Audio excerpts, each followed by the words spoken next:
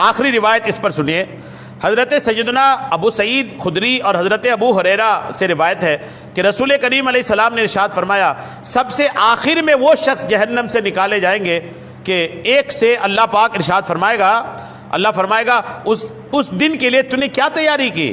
کیا کبھی کوئی نیک کام، کوئی نیک عمل تجھ سے امید رکھی ہے؟ کوئی نیک عمل تمہارے پاس ہے جس سے تمہیں امید ہو؟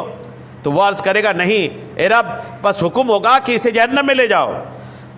اہل جہنم میں سب سے زیادہ حسرت اسے ہوگی۔ اب دوسرے سے ارشاد فرمائے گا، اے ابن آدم، تو نے اس دن کے لیے کیا تیاری کی؟ کیا کبھی کوئی نیک عمل کیا؟ کیا مجھ سے امید رکھی تھی؟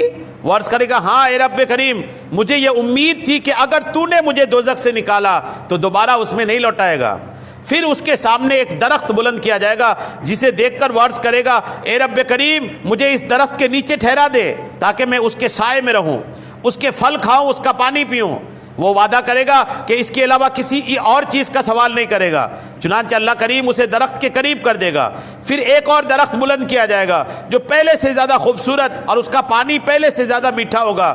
اسے دیکھ کر وہ عرض کرے گا، اے رب کریم، میں تجھ سے کچھ اور نہیں مانگوں گا، بس تم مجھے اس درخت کے نیچے رہنے کو دے دے تاکہ میں اس کے سائے میں رہوں، اس کے پھل کھاؤں اور اس کا پانی پیوں۔ اللہ پاک ارشاد فرمائے گا، اے آدم کی اولاد، کیا تو نے مجھ سے وعدہ نہیں کیا تھا کہ تو اس کے سوا کچھ اور نہیں مانگے گا؟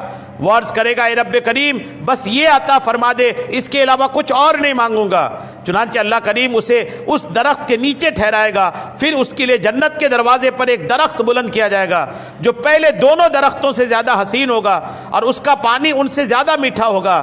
اس درخت کو دیکھ کر وہ عرض کرے گا، اے رب کریم، مجھے اس درخت کے نیچے دے دے۔ اللہ پاک اسے درخت کے قریب کر دے گا، وعدہ لے گا، اب کسی اور چیز کا سوال نہیں کرنا۔ اس درخت کے پاس پہنچے گا تو اسے جنتیوں کی آواز سنائی دیں گی، پس وہ خود پر قابو نہ رکھ سکے گا، عرض کرے گا، اے رب کریم، مجھے جنت میں داخل فرما دے۔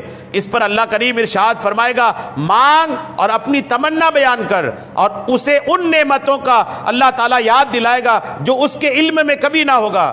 چنانچہ وہ دنیاوی دنوں کے مطابق 3 دن تک اللہ سے مانگتا رہے گا، تمنائیں کرتا رہے گا، اور جب وہ اپنی 3 دن تک اپنی باتیں مانگتا رہے گا تو اللہ پاک ارشاد فرمائے گا کہ جو کچھ تو نے مانگا میں نے سب کچھ تیرے لیے عطا کیا۔ پہلے تو مانگنے کو دے گا کہ مانگو، اور جب 3 دن تک مانگتا رہے گا تو اللہ فرمائے گا جتنا تم نے تینوں دن مانگا نا وہ سب کچھ عطا کیا گیا۔ حضرت ابو سعید خدری سے الحمدللہ یہ حدیث پاک روایت